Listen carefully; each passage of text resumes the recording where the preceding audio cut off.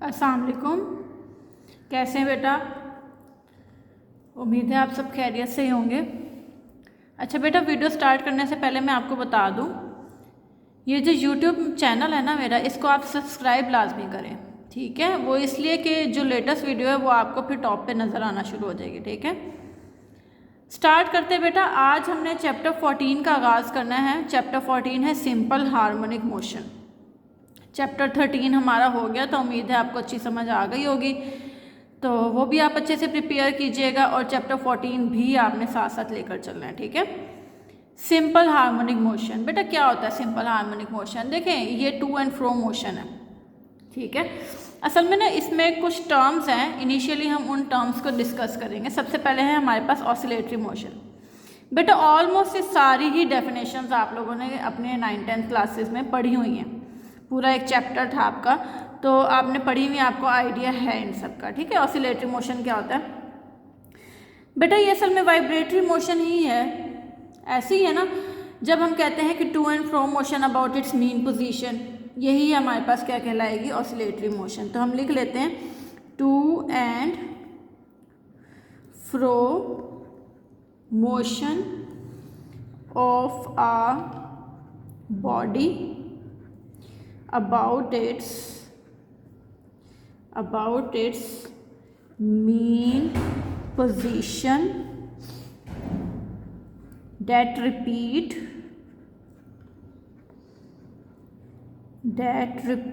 after equal interval of time।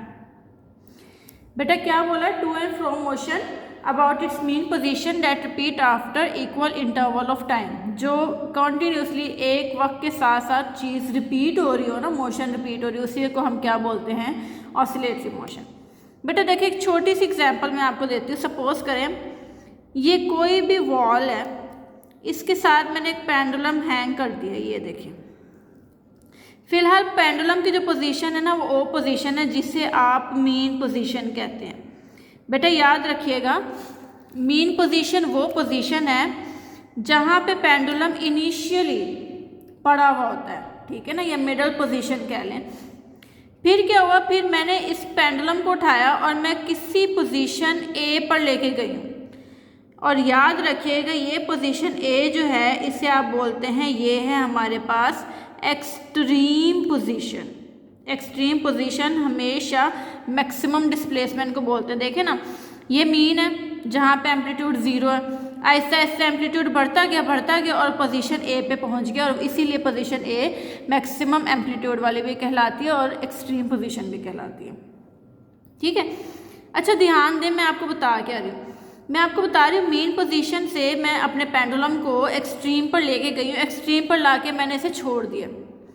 अब छोड़ दिया ना, आप ध्यान दें, छोड़ने के बाद ये वापस अपनी मीन पोजीशन पे आएगा और मीन से फिर थोड़ा दूर जाएगा, दूसरी एक्सट्रीम पर आएगा और दूसरी एक्सट्रीम से फिर मीन पे जाएगा, और ये ऑसिलेशन इसी तरह कंटिन्यू होती ही रहेगी। अब डेफिनेशन देखिए क्या है। डेफिनेशन लिखा है टू एंड फ्रो। बेटा टू एंड फ्रो का मतलब सुने। टू का मतलब है टूवर्ड्स। टू का मतलब क्या है? टूवर्ड्स। कहाँ? Towards its mean position. Fro का मतलब क्या है? फ्रॉम। मीन पोजीशन से दूर, मीन पोजीशन के करीब, मीन पोजीशन से दूर। ये जो मोशन कहलाती है मीन पोजीशन के इर्द गिर्द, उसी को आप क्या बोलते हैं? ऑसिलेटरी मोशन, ठीक है। बेटा कुछ एग्जाम्पल देखते हैं, जैसे कि स्विंग की एग्जाम्पल है। झूले लिए होंगे आपने बचपन में, स्विंग है ना, तो वो भी तो बेटा ऐसे ही है ना कि आप सेंटर में बैठते हो, फिर आप एक मैक्सिमम पॉइंट पे जाते हो, फिर मीन पे आते आते फिर आप दूसरी मैक्सिमम पे जाते हो, और ये ऑसिलेशन ऐसे होती ही रहती है। उसी को आप ऑसिलेटरी मोशन भी कहते हैं, ठीक है। दूसरी आपने सिंपल पेंडुलम लिख देनी है। सिंपल पेंडुलम की मैंने आपको बता ही दी है। सिंपल पेंडुलम भी हमारे पास ऑसिलेटरी मोशन की एग्जाम्पल है। या आपने 9th-10th में वो भी पढ़ी थी, spring with mass, spring attached with mass, ठीक है, ऐसे ही है। और आपने अगर लिखनी है तो आप एक इसमें ट्यूनिंग फोर्क की ऐड कर दें, ट्यूनिंग फोर्क है ना, उसकी एग्जाम्पल भी हमारे पास ऑसिलेटरी मोशन ही कहलाती है। बेटा जो गिटार की स्ट्रिंग्स होती हैं, है ना, तो वो भी आप ऑसिलेटरी मोशन की एग्जाम्पल में ही लिखेंगे। यहाँ तक क्लियर है? ठीक हो गया बेटा। आगे देखते हैं, आगे है हमारे पास मीन पोजीशन। मीन पोजीशन देखिए अभी अभी डिस्कस किया है, क्या होगा, सेंटर वाला पॉइंट ना। तो सिंपल में कह दो, the middle position where the body naturally covered to rest. लिख लेते हैं, the middle position where the body is at rest, उसी को क्या बोलेंगे, मेन पोजीशन। इस तरह भी आप बना सकते हैं, ये सेंटर वाला जो है ना, ये आपकी क्या है, मेन पोजीशन। ठीक हो गया, ओ वाला। बेटा एक बात याद रखनी, मैं एक बात लिख देती हूँ एमसीक्यूज के लिए। वो क्या बात है, आपने कहना एट मीन पोजीशन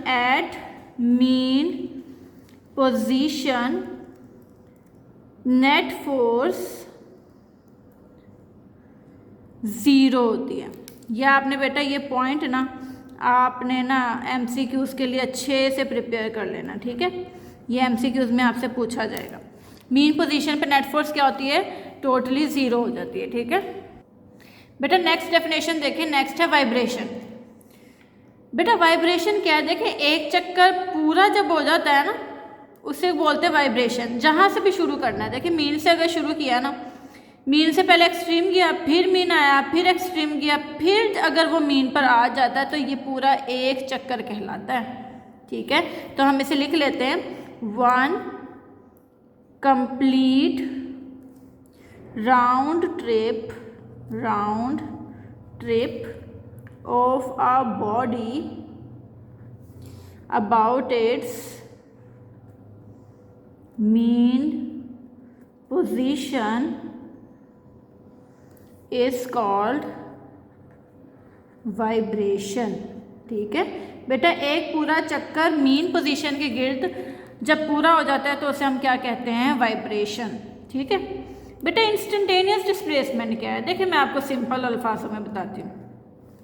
ये पेंडुलम पढ़ा हमने अभी अभी, पेंडुलम देखिए ये तो मैंने बता दिया। अगर मैं थोड़ा सा और आगे जाऊँ बेटा, वो तो भी एक्सट्रीम पोजीशन ही कहलाएगा, यानी मीन से हल्का सा भी डिस्प्लेस हो जाते हैं ना, तो वो पोजीशन हमारी एक्सट्रीम पोजीशन बन जाती है, ठीक है।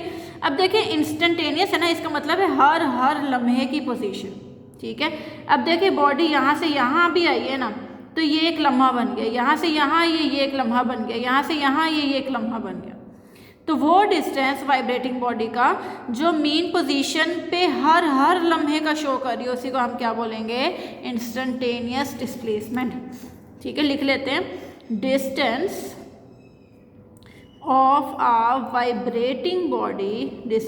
Vibrating body from mean position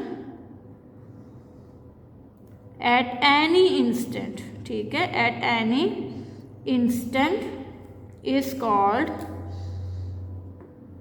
instantaneous displacement,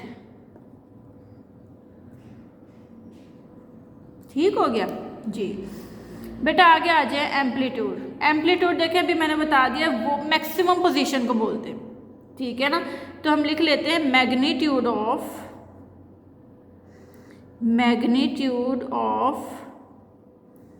maximum displacement of vibrating body on other side of mean position is called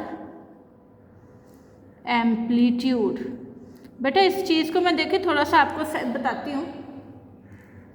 other side of mean position का मतलब पता है क्या है, अदर साइड का मीन से हट के, मीन से हट के जो मैक्सिमम डिस्प्लेसमेंट बॉडी कवर करिए, चाहे वो इस साइड पे चाहे वो इस साइड पे, इससे कोई फ़र्क नहीं पड़ता कि राइट साइड वाला ही हमने एम्पलीट्यूड कहना है या लेफ़्ट साइड वाला ही एम्पलीट्यूड कहना है। तो मीन पोजीशन से हट के जो बॉडी अपनी मैक्सिमम डिस्प्लेसमेंट शो कर रही है उसी को आप क्या बोलेंगे, एम्पलीट्यूड। ठीक है। अच्छा बेटा, एम्पलीट्यूड की बात एक आपने बात अच्छी मतलब याद रखनी है एमसीक्यूज के लिए। Amplitude of wave, amplitude of wave measure the energy carried by wave। ये जो एम्पलीट्यूड है ना, ये असल में क्या बताता है, ये हमें एनर्जी भी बताता है। ठीक है बेटा, जितनी एनर्जी ज़्यादा होगी ना उतना एम्पलीट्यूड ज़्यादा होगा, बस ये बात आपने याद रखनी है। ग्रेटर दी एम्पलीट्यूड ग्रेटर दी एनर्जी, ये बात आपने याद रखनी है फॉर एमसीक्यूज। बेटा नेक्स्ट जो हमारे पास टर्म है वो है टाइम पीरियड। बेटा टाइम पीरियड क्या है, देखे ना, एक चक्कर पूरा होने में जो टाइम लगेगा उसी को आप क्या बोलते हैं, टाइम पीरियड। ठीक है, तो हम लिख लेते हैं time taken to complete one vibration is called time period. ठीक है बेटा, ये आपको पता ही होगा, इसको रिप्रेजेंट किससे करते हैं, it is represented by capital T, और टी टाइम है ना, तो टाइम का यूनिट क्या होगा, सेकेंड। इसका फार्मूला क्या होगा, T is equal to 1/f, और इसकी डायमेंशन क्या होगी, टी इनवर्स, कैपिटल टी ही इसकी डायमेंशन होगी। ठीक है, आगे आगे बेटा फ्रीक्वेंसी। फ्रीक्वेंसी क्या है, ये असल में नंबर ऑफ वाइब्रेशन होती है। ठीक है, एक सेकंड में जितनी वाइब्रेशन ली जाती है ना उसी को आप क्या बोलते हैं, फ्रीक्वेंसी। तो हम लिख लेते हैं number of vibrations completed by a body